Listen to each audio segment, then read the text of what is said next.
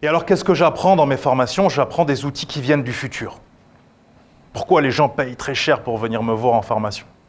Donc, par exemple, à mes élèves, je leur enseigne tous qu'il faut absolument dessiner en cours. Si j'étais prof et qu'un élève ne dessine pas, je dis « Oh! Pourquoi tu ne dessines pas ?» Les gens vont dire « Mais il est fou. » Peut-être, sûrement. Ou alors peut-être que quand quelqu'un dessine, il y a une explication. Bien sûr. Quand quelqu'un dessine, il y a deux possibilités. La première, c'est que le niveau de ce qui est dit, ou les informations, sont trop nombreuses. Donc son cerveau conscient décroche. Le cerveau conscient est limité à 4 infos par seconde. S'il y a trop d'informations, le cerveau conscient décroche. Et le subconscient doit prendre le relais. Le minimum du subconscient, c'est 4 milliards d'informations par seconde. C'est pour ça qu'en classe, on a sûrement tous connu cette scène. On a par exemple, comment tu t'appelles? Non, dans le fond, toi. Samir. Donc Samir, il est dans le fond, il est à côté de Mélissa. Il se balance sur sa chaise. Non, on imagine, bien sûr. On imagine, il est dans le fond sur sa chaise en train de draguer Mélissa. Donc il fait plusieurs actions. Il se balance, il drague Mélissa, il mange un chewing-gum. Et à un moment, le professeur lui dit « Samir !» Et Samir lui répond « Oui, je sais, vous avez dit que c'était en 1789, etc., qui sont arrivés. » Donc là, à un moment où c'est très compliqué pour les autres de se concentrer, lui, il peut en même temps draguer, manger un chewing-gum, se balancer sur sa chaise. Et pourquoi il mémorise parfaitement? Parce qu'il n'essaye pas de mémoriser. Il lâche prise. Et au moment où le professeur le rappelle, son subconscient lui dit « Voilà tout ce qui vient d'être passé, maintenant tu l'as à disposition. » Ça, c'est la puissance du subconscient. Et donc, quand il y a trop d'informations pour un élève, on ne lui demande pas de rester concentré. On lui dit « dessine ». Prends un papier et dessine. Ça permet à ton conscient de se concentrer sur le dessin et ton subconscient, qui a 4 milliards d'infos, de prendre le relais. Donc voilà par exemple certaines choses que j'enseigne aux gens, comme quoi dessiner peut paraître stupide parfois, alors qu'en fait c'est la meilleure chose à faire, bien sûr. Et comme je vous disais, je suis un peu comme McFly, je viens du futur et je ramène plein de techniques aux gens et je leur propose, et libre à chacun de prendre ce qui l'intéresse ou pas. Et puis il y a le E égale MC2, j'aime bien les équations de la légende personnelle, parce que beaucoup de gens me disent, d'accord, vous avez fait tout ça, mais moi maintenant je fais comment pour ma légende personnelle? Je leur dis, c'est très simple, voilà l'équation. Tu vas essayer de réussir, et inévitablement, comme tous les êtres humains, tu vas misérablement échouer. Tu vas essayer d'être en couple, et misérablement, comme tous les êtres humains, tu vas échouer, parce que tu n'as pas été formé à être en couple. Tu n'as pas été formé à réussir. Tu n'as pas été formé à donner la meilleure version de toi-même. Mais qu'est-ce que la plupart des humains vont faire après l'échec? Ils vont s'arrêter d'essayer. Parce qu'ils vont se dire « J'ai souffert, je ne veux plus jamais souffrir, donc je préfère souffrir d'être comme je suis maintenant plutôt que de prendre un nouveau risque et d'obtenir quelque chose en retour. » Et c'est pour ça que seulement 5% de l'humanité arrive ici. Parce que les 5% ont compris qu'il fallait essayer, échouer, essayer, échouer, essayer, échouer, jusqu'à trouver le bon chemin pour réussir. Et il faut complètement oublier, si vous voulez réussir, les notions de gain, de perte et d'échec. Vous allez perdre, vous allez échouer, vous allez souffrir. Et comme 95% de l'humanité n'est pas prêt à ça, si vous le faites, vous allez obtenir ce que seulement 5% de l'humanité obtient. En termes de réussite, en termes d'argent, en termes de potentiel intellectuel, etc. Et les étapes, je vous les ai écrites. Donc la première étape, la plus importante quand on est jeune, c'est de chercher quel est ton pouvoir. Parce que tout le monde a un pouvoir dans cette pièce. Chercher son pouvoir sans compétences techniques, ça demande 10 ans. Une fois que tu as trouvé ton... évidemment, tu vas échouer. Donc chercher son pouvoir, ça peut être se dire « moi, je veux faire du rap. Je veux être un rappeur. » Donc, par exemple, moi, j'ai voulu être rappeur à une époque. Et puis après, le rap me plaisait plus, donc j'ai fait du slam. Vous connaissez tous le slam? Voilà. Et j'ai été champion de France de slam. Et puis après, ça ne me plaisait plus. J'ai écrit des livres. Et puis, de fil en aiguille. Donc au début, je pensais que c'était le rap, la vérité. Et puis ensuite, le slam. Et puis ensuite, l'écriture. Et aujourd'hui, j'écris. Mais peut-être que ce n'est pas la vérité ultime. C'est pour ça que tu dois chercher ton pouvoir, chercher encore, trouver ton pouvoir, et ensuite transmettre ton pouvoir aux autres. Donc si quelqu'un est passionné par le rap, qu'il a fait un album, il a fait tout ça, la meilleure chose maintenant, c'est de faire des concerts. Et puis ensuite des ateliers d'écriture. C'est ça sa légende personnelle. Si quelqu'un est entrepreneur qui sait gagner des millions, c'est facile pour lui de gagner des millions. Qu'est-ce qu'il doit faire? Il doit enseigner quoi aux gens? Comment gagner des millions facilement? Tu vois? Si quelqu'un est bon à l'école, qu'est-ce qu'il doit faire? Il enseigne aux gens comment être bon à l'école. Tout simplement. Et donc la stratégie 2 qui va avec la légende personnelle, ce qui est hyper important, c'est d'avoir un rêve.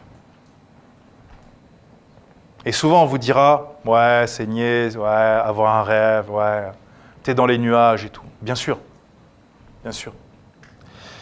Alors, voilà le rêve de 2 personnages que je vais vous présenter. C'était de se taper le Dawn Wall, le mur le plus dur au monde à escalader. Donc vous voyez, hein, c'est tout droit. Et il n'y a aucune prise pour les mains. Et il n'y a que 2 gars, 2 fous qui avaient réussi à faire ça. Et eux, ils se sont dit, allez, on va le tenter. On va se faire le mur le plus dur au monde. Et c'était leur légende personnelle. Kevin Georgeson et Tommy Caldwell. Ils ont fait ce que personne n'arrive à faire. C'est la voie la plus dure au monde et ils ont mis 19 jours à rester comme ça, plantés au-dessus du vide, dormir dans des tentes, etc. Pourquoi je vous montre ça? Parce que selon moi, chaque jeune, chaque être humain, il doit trouver quel est son down wall à lui. Alors, je vais vous inviter à prendre tous une feuille, à déchirer un bout de papier, ou prendre une grande feuille même, et écrire c'est quoi votre down wall à vous. C'est quoi votre rêve? C'est quoi votre objectif? C'est être caissière à Carrefour Market? C'est quoi? Et vous l'écrivez en gros sur la feuille.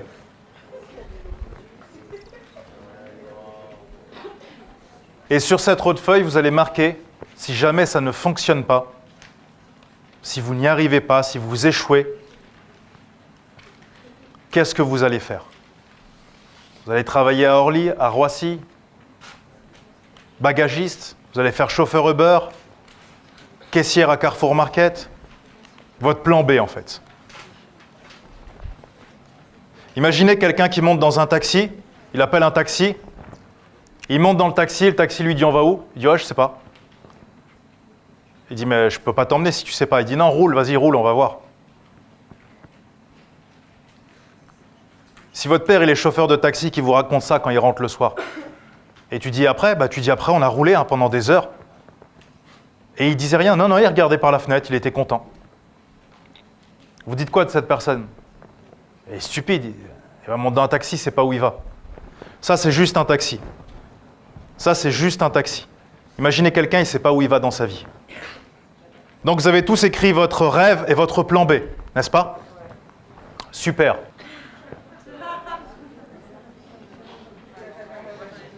Il ne faut jamais avoir de plan B. Il n'y a que 3 catégories de personnes sur Terre qui ont le droit d'avoir un plan B. Alors peut-être que vous en faites partie.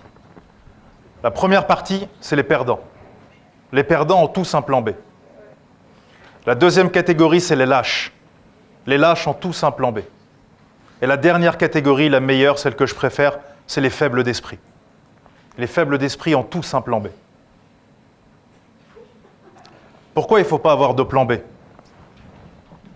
Alors il y a un livre que vous avez sûrement tous lu, puisque c'est un des 10 classiques de l'humanité, qui s'appelle L'Art de la guerre de Sun Tzu. Vous connaissez Sun Tzu? Dans son livre, Sun Tzu explique que quand on prend d'assaut un village et qu'on encercle les villageois, on doit toujours laisser une petite issue pour qu'ils puissent s'échapper. Et beaucoup d'empereurs lui disaient « Mais pourquoi tu fais ça ?» Et c'est vrai qu'il se rendait compte qu'à chaque fois qu'il faisait ça, il gagnait la guerre. À chaque fois qu'il encerclait un château, il laissait une petite issue. Un village, il laissait une issue. Et c'est vrai qu'à chaque fois, l'armée gagnait. Et un jour, l'empereur était exténué et lui dit « Écoute, explique-moi quelle est cette technique extraordinaire. » Et Sun Tzu lui dit « Quand on encercle un village et qu'on va massacrer hommes, femmes et enfants, et que les gens voient qu'ils n'ont plus aucune issue, comme l'homme et la femme savent qu'ils vont mourir de toute façon, ils vont ramasser ce qu'ils peuvent et ils vont se battre avec ce qu'on appelle l'énergie du désespoir. Et à ce moment-là, une simple femme ou un seul homme peut combattre 10 samouraïs et lui tout seul. Parce qu'il a l'énergie du désespoir. Et il veut en tuer le plus possible ou essayer au maximum de sauver son enfant, sa femme et ses voisins. Mais si tu laisses une issue, certains s'échappent, certains hésitent et tu crées de la confusion. Donc si tu veux gagner la guerre, tu dois toujours laisser une issue aux gens. Le cerveau, c'est la même chose que la guerre. Si tu laisses une issue dans ton cerveau et que tu te dis « Allez, je fais mon ONG. Ouais, mais au cas où ça ne marche pas, je fais quoi ? Bah, je vais reprendre la cuisine. Bah, je vais faire ça. Ouais, non, après, je ferai ça, de toute façon. » Qu'est-ce que tu es en train de faire dans ton cerveau ? La même chose que Sun Tzu fait dans un village. Tu crées une faille. Et cette faille t'empêche de te battre avec l'énergie du désespoir. C'est-à-dire qu'une fois que tu as trouvé ton downwall, oublie tout le reste. Oublie tout le reste. Et conquiert ton downwall. C'est la seule et unique chose que tu as à faire. Et ça nous amène à la stratégie 3, la stratégie du choix.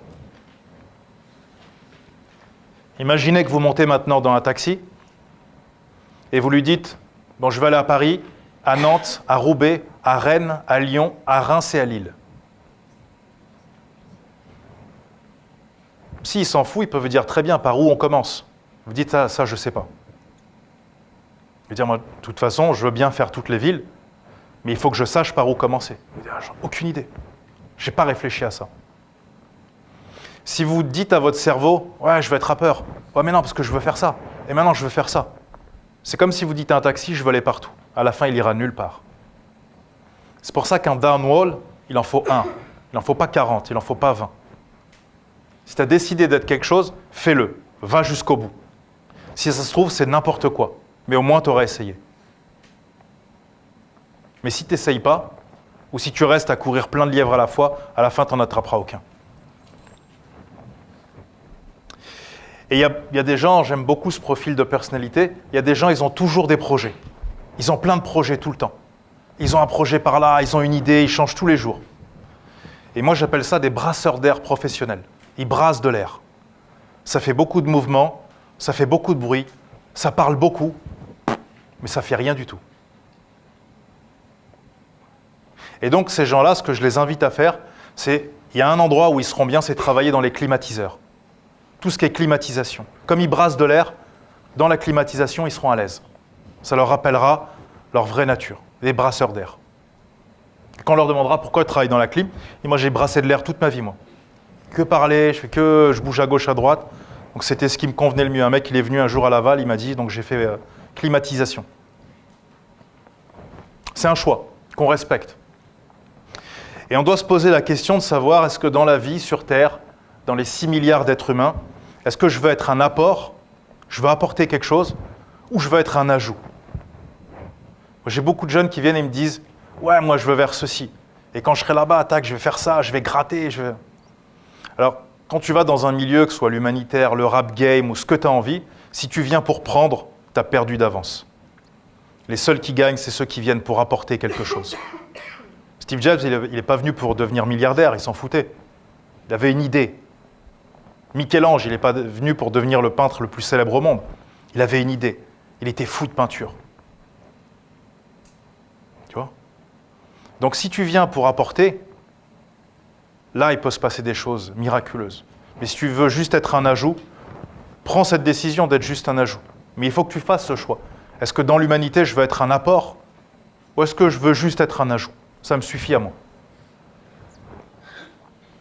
Et puis oui, souvent, quand on ne veut pas être dérangé, on met son téléphone en mode avion.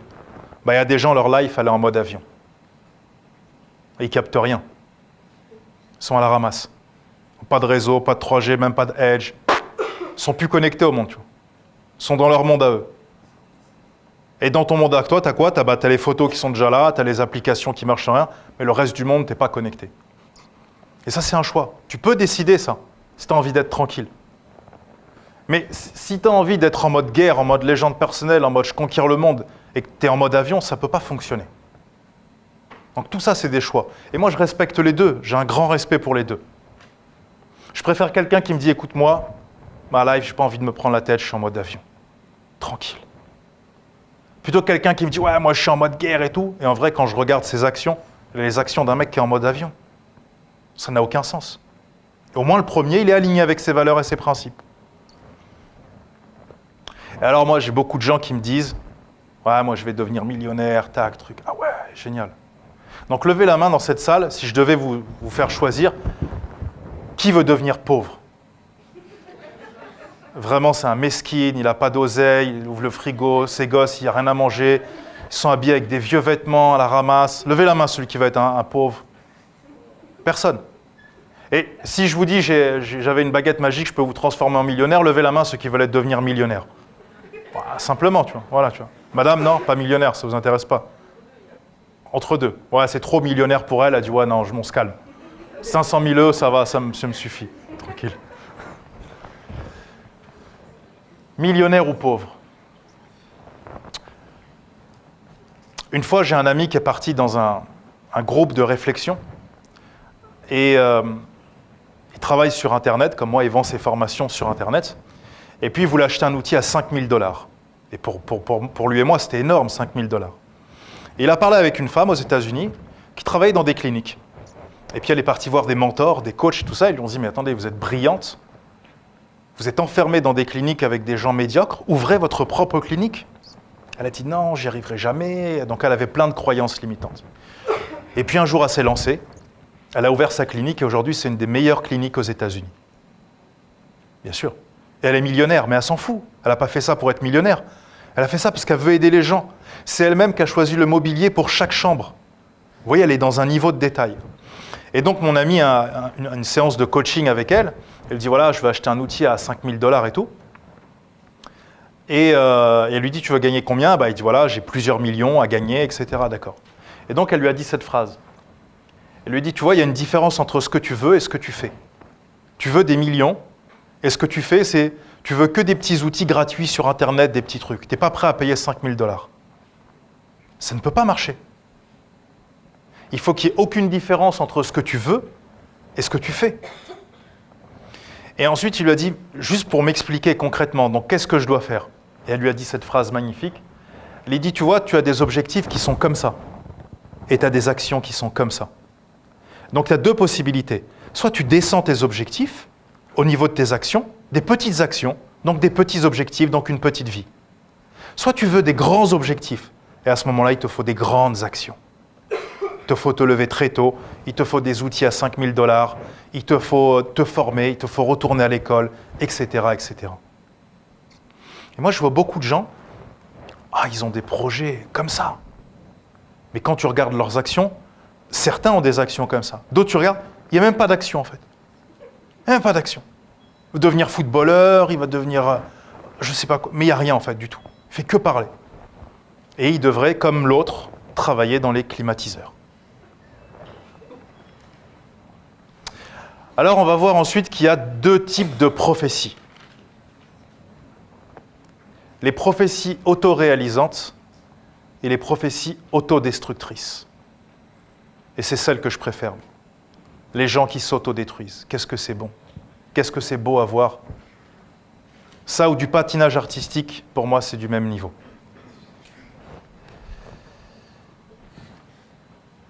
Millionnaire, c'est possible ou pas de devenir millionnaire? Par exemple, toi, tu penses que... Comment tu t'appelles? Mélissa. Tu peux devenir millionnaire? Ah, Mélissa, t'aurais dû t'asseoir dans le fond. Pour l'exemple, au moins. Tu peux devenir millionnaire comme ça en 1-2 ans ou non? Là, c'est chaud pour l'instant. Ok. Quelqu'un pense que c'est impossible pour lui, il dit non, moi, là, maintenant, là, c'est mort. De toute façon, toi, quelqu'un d'autre. Donc, tous les autres, vous pensez que c'est possible? Ok, cool.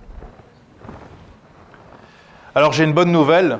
Que tu penses que tu peux ou que tu ne peux pas, dans les deux cas, tu as raison. Bien sûr. Pourquoi? Exactement. Ouais. Si tu penses que tu es un abruti ou qu'on t'a dit que tu es un abruti et que tu le crois, oui, tu vas être un abruti. Ouais. Mais si tu penses que tu es un génie et que peu importe ce qu'on va te dire, tu as décidé que tu seras un génie, il est fort probable que tu le deviennes. Après, chacun appelle ça comme il a envie, mais en effet, oui. Et donc que tu penses que tu es un génie ou un abruti, en effet, encore une fois, dans les deux cas, tu as raison. Donc quand tu penses que tu peux devenir millionnaire ou pas, et millionnaire est un exemple comme un autre, dans les deux cas, tu as raison. Et c'est ta croyance qui va définir sûrement ce qui va t'arriver. Et donc nous, on va chercher quels sont les types de croyances. Parce que ce qui va nous intéresser, c'est d'avoir le bon type de croyance. Juste avant, vous avez tous noté sur un papier votre plan B. En tout cas, certains l'ont noté. Donc vous pouvez jeter ce plan B, puisqu'il n'y a pas de plan B. Allez-y, jetez-le. Vous le prenez comme ça et vous le jetez sur la scène par terre. Là, je suis très sérieux. Voilà. Voilà, super. Tout simplement, en fait. Puisqu'il n'y a pas de plan B.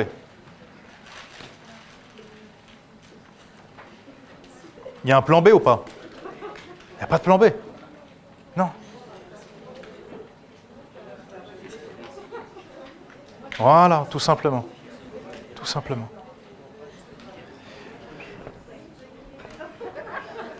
Et vous voyez, normalement, on va se dire, un formateur, en veste et tout, mais on ne peut pas jeter des papiers, etc. Qui a dit qu'on ne peut pas?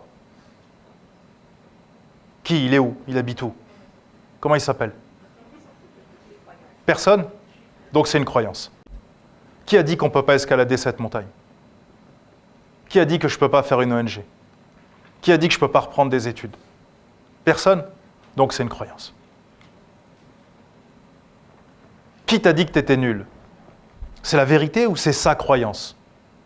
Il t'a proposé une croyance. Mais c'est toi qui t'es obligé tout seul à accepter sa croyance. Ce n'est pas la vérité. C'est sa croyance à lui. Et elle n'oblige que lui à croire. C'est toi qui as décidé de croire en ce que lui y croit. C'est un choix. Et donc on a les croyances limitantes et les croyances aidantes. Et évidemment, celles que je préfère, moi, c'est les croyances limitantes, bien sûr. Celles-là qui sont magnifiques à observer chez l'être humain. Et donc, il y a une histoire qui est incroyable, c'est l'histoire de la corde invisible. On a un monsieur qui amène de la nourriture au marché sur ses 2 ânes. Et puis, comme la nuit tombe, il arrive dans un petit village et il faut qu'il attache ses 2 ânes la nuit pour pas qu'ils s'échappent. Mais il n'a qu'une corde. Donc, il attache le premier âne. Et puis, il cherche sa corde, comme ça, il ne l'a pas. Et puis, il reste à côté, il dit « Ah, comment je vais faire, etc. » Et puis, il y a un espèce de vieux sage qui est assis là dans un coin. Il lui dit « Viens voir, viens voir. » Il dit « Ce que tu vas faire, tu vas faire semblant que tu accroches ton âne. Et comme il est habitué à être accroché tous les jours, il va croire qu'il y a une vraie corde. » Ah, il dit « Bon, on va essayer. » Et donc, il va, il s'approche, il accroche, il fait semblant qu'il accroche l'âne. Et l'âne, c'est vrai, a l'air de rester à sa place. Il s'endort la nuit, il se réveille le matin, l'âne est toujours là. Donc il détache le premier âne, il dit « Je vais aller au village vendre mes marchandises. » Il accroche les 2 ânes ensemble, et puis il tire comme ça, et les ânes sont bloqués.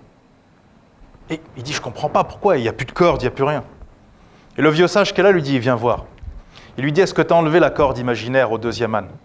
Il dit « Non, il n'y a pas de corde. » Il dit « Oui, mais lui, il croit toujours qu'il y a une corde. »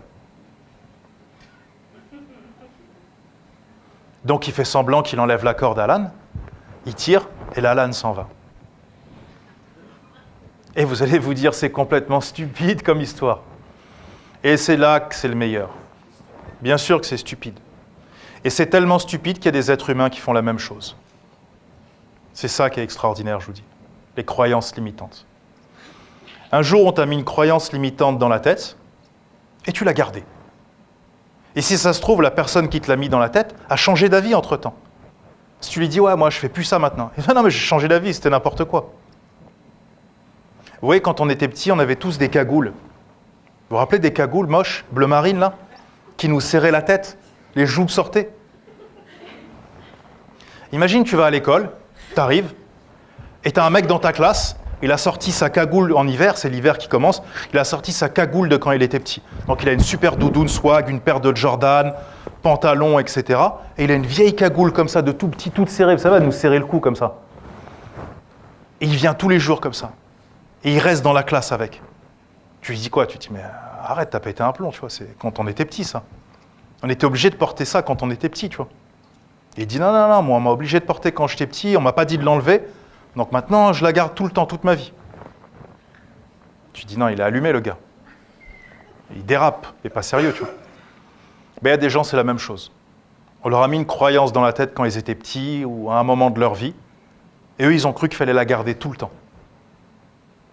Quand j'étais formateur, on m'a dit attention, il faut se présenter, pas de basket, pas de papier, etc. D'accord, mais quand je sors du cours de cette personne, c'est son cours, il a la croyance qu'il veut, je ne suis pas obligé d'adopter sa croyance quand je sors du cours. C'est mon espace, j'en fais ce que j'en veux. Et c'est la même chose dans vos vies. Ce n'est pas parce que quelqu'un vous dit que c'est la vérité ou que tu dois le faire. C'est sa croyance. Et si elle est limitante, surtout prends-la. Prends-en le plus de croyances limitantes. Et quand tu seras vraiment désespéré, que tu en auras vraiment marre, peut-être essaye autre chose. Alors, je vais vous donner un autre exemple, parce que peut-être pour certains, ce n'est pas très clair. Je vais vous proposer de fermer les yeux.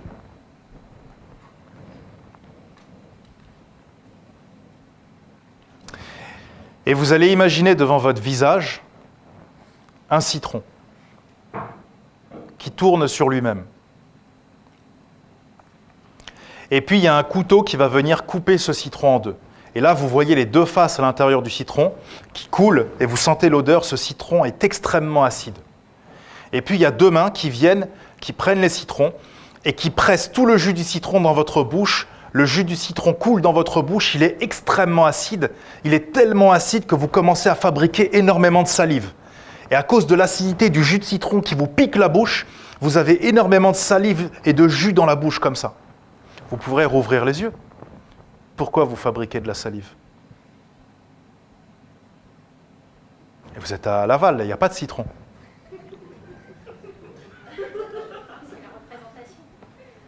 Non mais il y en a, ils croient qu'ils ont de la salive, ils sont obligés de l'avaler tellement il y en a. Faut se calmer un petit moment. On est à Laval, tout va bien. Parce que votre cerveau, il n'a fait aucune différence entre ce qu'il imagine, ce qu'il entend et la réalité. Donc à force de répéter à quelqu'un que c'est un abruti, qu'est-ce que le cerveau fait? Il commence à le croire. Bien sûr. Mais encore une fois, c'est un choix. C'est un choix de croire, ou pas.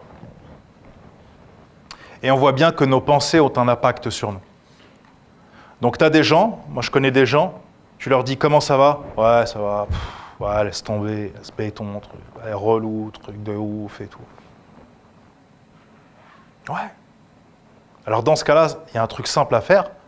Tu prends un gun, bah, t'es débarrassé. Et nous, tu nous débarrasses aussi. Sinon, si tu as envie de te battre encore, à ce moment-là, change d'attitude. Et une attitude peut-être plus positive. Mais tant que tu fais ça, déjà, tu te pollues toi-même avec des pensées négatives toute la journée, sur toi, sur les gens, sur le monde, sur les profs, sur les élèves, sur la terre, sur les gouvernants, sur tout en fait. Tout est mauvais, il n'y a que lui qui est bien en fait, c'est ça qui est génial. Ou alors t'arrêtes, et comme tu sais que tes pensées ont un impact, tu commences à avoir des pensées qui sont un peu plus positives. Et tout ce qui est négatif, tu dis, non, pas pour moi ça. Je suis en train de fabriquer du savon, du savon, du citron, du poison, tout ce que tu as envie dans ta tête. Alors surtout, ne faites pas ce que je dis si vous avez décidé de vous empoisonner. Là, par contre, faites-le le plus possible. Et ayez le plus de pensées négatives possible, bien sûr, pour vous tuer à petit feu, bien sûr. C'est un choix qu'on respecte. Et puis, comme je vous ai dit, quel est ton downwall? La question aussi qui pourrait être intéressante, c'est quelles sont tes cordes invisibles? Qu'est-ce qui fait que tu dis « Ouais, mais moi c'est mort, je peux pas, je suis trop vieux, ou je suis trop comme ça, ou je suis trop comme ci, ou je suis noir, je suis arabe, je suis jeune, je suis à Laval, c'est mort Laval, c'est dead, c'est mort. » Non, je l'ai entendu, c'est pour ça que je... Ah, mais je suis pas à Paname, moi. Je suis pas un gars de Paname, mon gars, c'est pas pareil, tu vois. Ouais, bien sûr, bien sûr, bien sûr. Il y avait un coureur qui s'appelait Gabriel Sélassié. Ouais. Il arrivait au championnat du monde, il courait pieds nus, le gars. Ça le fatiguait de courir avec des chaussures. On lui disait, mais comment vous faites pour gagner? Il dit, j'essaye même pas de gagner. Moi, quand j'étais petit, je devais courir des kilomètres le matin pour aller à l'école et des kilomètres pour rentrer. Et j'avais jamais eu de chaussures, j'avais pas d'argent. Ah oui, puis chez nous, j'ai oublié de vous dire, il y a la saison des pluies pendant 3 mois, il pleut à torrent. Et je courais sous la pluie, donc, bien sûr. Ah d'accord. Ah oui, j'ai oublié de vous dire, le matin, il fallait que j'aille chercher de l'eau. Il fallait que je fasse le ménage, il fallait que je fasse à manger. Ok. Et après, t'allais à l'école, ouais. Donc il dit, moi, les championnats du monde, c'est juste, ça dure 5 minutes. Ça m'amuse, je m'éclate en fait. Après, je vais au resto avec mes potes. Tu peux décider que ton environnement, c'est un problème pour toi. C'est vrai que Mike Tyson, il a eu une enfance très heureuse. Il a été pourri gâté par ses enfants, qui étaient des parents très riches, comme on le sait tous, bien sûr. Il n'a pas du tout été battu, mis dans des maisons de redressement. Ou peut-être que si. Et peut-être qu'il a transformé tout ça pour devenir Mike Tyson. Ouais. C'est un choix dans ta tête.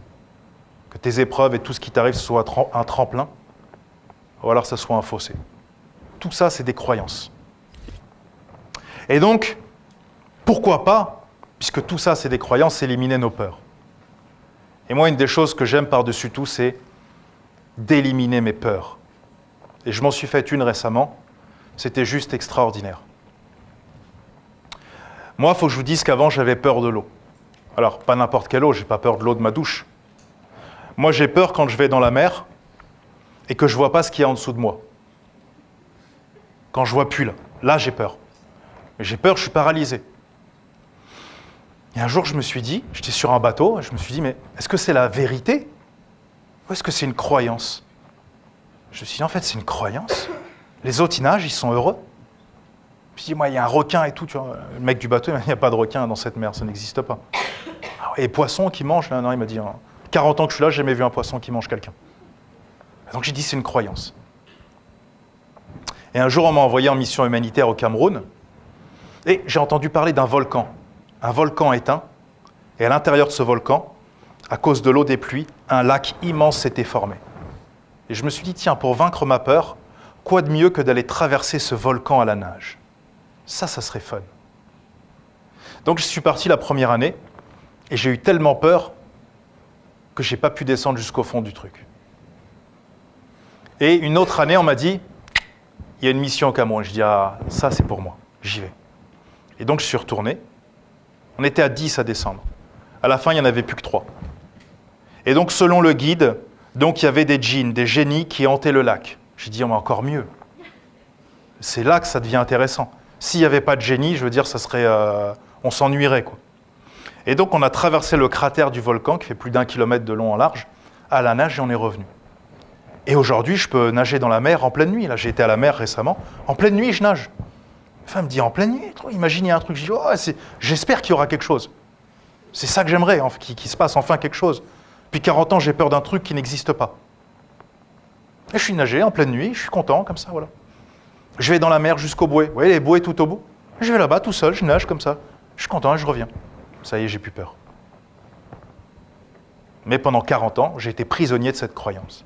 Il y a quelque chose qui va surgir sous l'eau et qui va t'attraper le pied. Et il y a des gens, ils restent, ils meurent avec leurs croyances. On les enterre avec eux. On a beaucoup parlé du million. Et moi, je connais pas mal de millionnaires.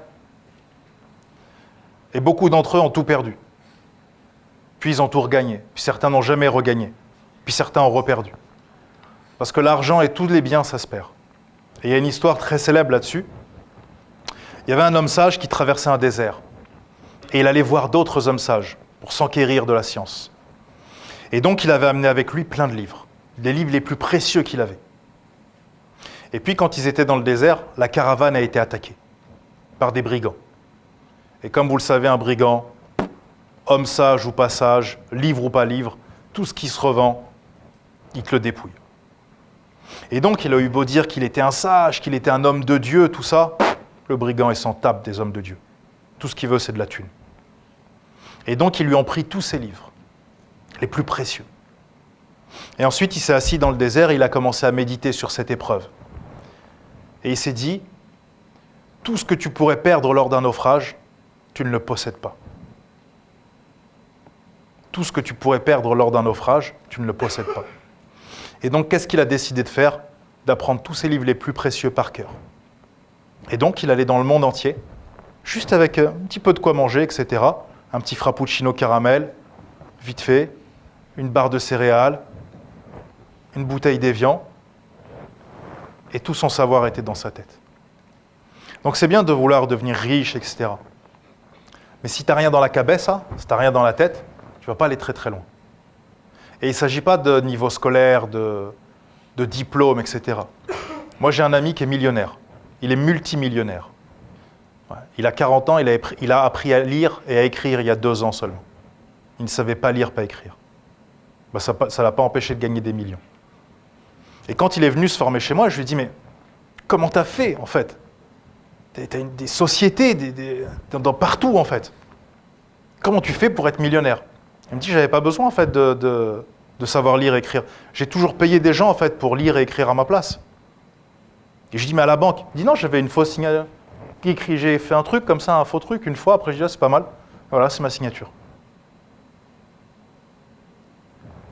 Mais c'est quelqu'un qui a une grande richesse intérieure, qui a une grande expérience de vie, qu'il a réussi à recycler en quelque chose de positif.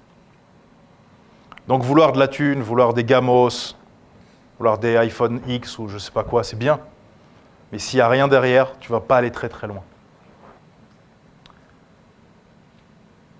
Donc voilà pour ma présentation.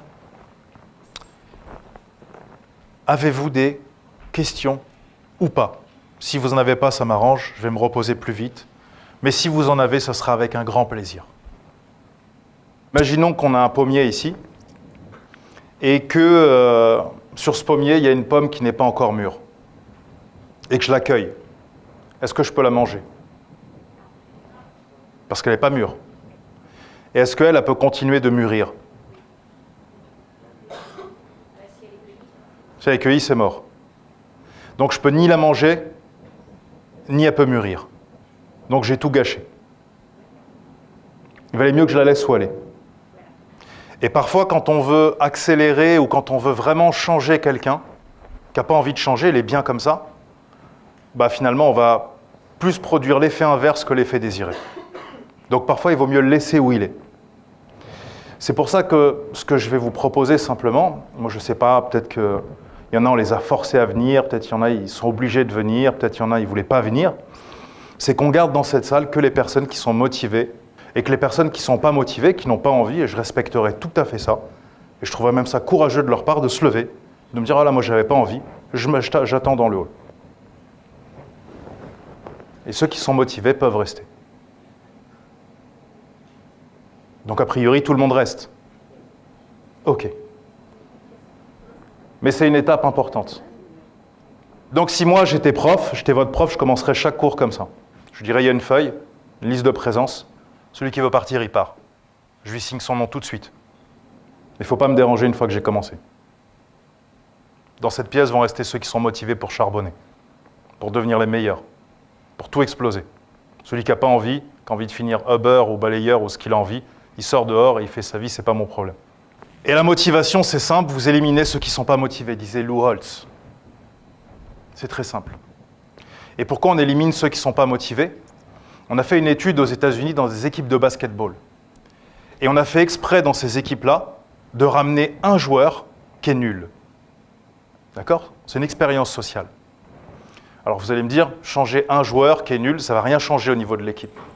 Bah, figurez-vous que quand vous mettez un joueur qui est nul dans une super équipe, le niveau de toute l'équipe descend de 40% à cause d'une seule personne. Donc si vous prenez une classe et qu'il y en a un qui s'amuse à être médiocre et à rendre tout le monde médiocre, il descend le niveau général de 40%.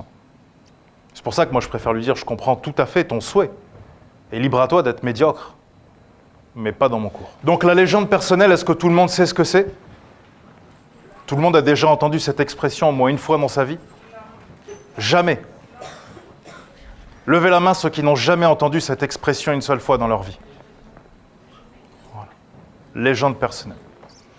Alors c'est une expression qui est tirée d'un livre extraordinaire, fantastique, incroyable, qui s'appelle L'Alchimiste, et c'est un livre écrit par Paulo Coelho. Donc c'est un livre qui est une référence. Et puis c'est l'histoire d'un jeune homme qui va aller à l'autre bout du monde et qui va vivre sa légende personnelle. Et sur cette terre, une grande partie des humains auront une légende personnelle et l'accompliront. Et le reste des humains auront une légende personnelle et malheureusement pour eux, ils ne l'accompliront pas. On appelle ça passer à côté de sa vie. Mais encore une fois, c'est un choix et nous le respectons. Chacun est libre de passer à côté de sa vie si bon lui semble, après tout. Alors je vais vous raconter ma légende personnelle pour que vous compreniez ce qu'est une légende personnelle. Moi, à la base, je suis un jeune normal qui était dans un gang de gars très très gentils. On appelait ça les Black Dragon Junior. On était une centaine et on se baladait toujours ensemble. Et on était très gentils, on souriait, on était toujours habillés en costume avec des cravates, ou pas du tout. Peut-être qu'on était très méchants et que ça allait mal finir. Et donc un jour, j'ai compris que j'allais soit mourir, soit finir en prison. Et donc je me suis dit, ma seule chance de m'en sortir, finalement, qu'est-ce qui me reste, puisque je ne veux ni braquer une banque, ni vendre de la drogue, c'est de m'engager à l'armée. Et comme j'aime les choses extrêmes, je me suis dit, allons-y gaiement, engageons-nous dans les commandos. Et donc je me suis engagé dans les commandos alpins. Donc les commandos alpins, c'est comme une colonie, sauf que tu dois monter une montagne en 4 heures et la descendre en 30 minutes. Ensuite, tu vas dans un village, tu massacres tout le monde, tu t'enterres dans un trou pendant une semaine, et ensuite on vient te chercher. Parce que pendant une semaine, les ennemis te cherchent. Et s'ils te trouvent, évidemment, ils te torturent. Donc moi, c'était ma colonie de vacances, c'était super, tu vois, je m'éclatais. Et puis un jour, on m'a demandé pour de vrai d'aller massacrer un village. Alors je leur ai dit, c'est pas trop dans mon projet. Donc j'ai préféré partir. Et donc la seule chose que je savais faire, c'était laver des assiettes. Donc j'ai lavé des assiettes. Mais comme j'avais la discipline militaire, très rapidement, je suis monté en grade. Et j'ai fini dans les plus grands restaurants de Paris. Je servais Kanye West, Amber Rose, Zidane et compagnie. Et puis un jour, j'ai compris que finalement, à la fin de ma vie, sur ma pierre tombale, allait être écrit il a fait des entrées, des plats, des desserts, il servait des cocktails. Et je n'ai pas senti le feu sacré en moi. Donc j'ai décidé de me réaligner complètement avec mes valeurs et mes principes et à reprendre complètement des études. Et puis, comme j'aime bien faire les choses pleinement, j'ai fait un niveau bac plus 6. Voilà. Je n'avais même pas de BEP quand j'ai quitté l'école à 17 ans pour m'engager dans les commandos. Et puis, je voulais faire un bac plus 7, plus 8. Et puis après, on m'a arrêté, on m'a dit non, ça va être trop. Vous allez coûter trop cher, plus personne ne vous engagera. Donc, j'ai décidé d'écouter les conseils pour une fois dans ma vie et d'arrêter les études. Voilà. Mais j'espère reprendre un jour. Quand je m'ennuierai, je ferai peut-être des études d'avocat ou d'ingénieur, ou quand j'aurai rien à faire, en fait. Parce que les études, c'est marrant. Si c'est un truc, ça me fait marrer, moi, personnellement. Voilà. Et puis ensuite, donc ces études-là, c'est des études de management des organisations non gouvernementales. Donc, je voulais me réaligner avec mes valeurs. Donc, je me suis mis dans le monde des ONG, les organisations non gouvernementales. Et puis, avec une bande de potes, on a fondé une petite association de quartier qui, au début, distribuait des sandwichs. Et puis, aujourd'hui, on a à peu près 1 million et quelques de collectes par an. Et on est à plus de 1000 projets, surtout des puits construits en Afrique. Donc, vous voyez, vous commencez avec des sandwichs et ça peut très mal finir. Vous pouvez finir avec 1000 projets, 1 million par an. Surtout, ne faites pas d'humanitaire. On ne sait pas ce qui peut arriver. Et puis ensuite, comme j'ai décidé de ne jamais prendre d'argent dans le monde de l'humanitaire, parce que j'avais une certaine aversion pour les gens qui gaspillent l'argent, qui prennent de l'argent, j'avais aussi tout un bagage dans le développement personnel. Et puis je donnais ces conseils un peu à des amis, à des proches, et ça marchait très bien pour eux. Et on m'a dit, mais pourquoi tu ne fais pas ça à plus grande échelle? Et donc, je me suis lancé dans le développement personnel. Et j'ai lancé un cursus de formation dont une des formations a été élue meilleure formation d'Europe en 2014. Donc le cursus s'appelle Booster d'excellence. Et puis je dis aux gens, libère-toi de tes peurs, débloque ton génie et révolutionne ta vie. Certaines gens l'appliquent à la lettre et changent complètement de vie, ils ont une vie de dingue, et d'autres n'en font rien, et libre à eux encore une fois. Et donc il y a 5 formations, booster d'intelligence, influence et manipulation, booster de leader, business master, coaching de vie, mais surtout ne les faites pas, c'est pas très intéressant, vous pourriez bousculer votre vie. Et puis voilà le genre de mail que je reçois au quotidien. Donc malheureusement, je ne serai pas présent pour la soirée booster d'excellence, en revanche, j'ai pu faire passer mon fils de la grande section OC1 suite à la validation de son niveau par un neuropsychologue. Ce jour, nous avons réussi avec mon épouse à faire le programme de CP en 2 mois grâce à une partie de la formation de la méthode Booster d'intelligence. Et puis j'ai également une formation en lecture rapide où j'apprends aux gens à lire un livre de 200 pages en 1 heure et à mémoriser 80% du contenu en une demi-heure. Donc chose assez banale si vous voulez. Et comme beaucoup de gens me disaient ça ne fonctionne pas, j'ai décidé qu'on allait au championnat de France de lecture rapide. Et donc un de mes élèves est champion de France de lecture rapide.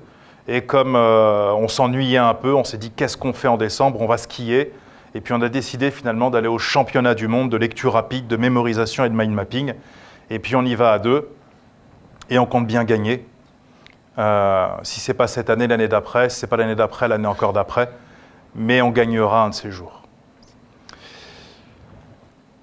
Et puis, une fois qu'on aura gagné les championnats du monde, parce qu'on nous, on essaye d'avoir des plans sur le futur, on va télécharger l'inconscient collectif de l'humanité en 1 an. Alors, l'inconscient collectif de l'humanité, ça représente 10 000 livres. La Bible, la Torah, le Bhagavad Gita, les Upanishads, Tolstoï, Dostoïevski, Kant, Foucault, Baudrillard, etc. Donc, on va lire tout ça. Tout est à la Bibliothèque nationale François Mitterrand avec une équipe de 10 personnes. Et en 1 an, on aura téléchargé l'inconscient collectif de l'humanité. Attention, surtout, ne passe pas à l'action après cette vidéo. Non, surtout reste dans l'ombre et continue de priver le monde de ta lumière.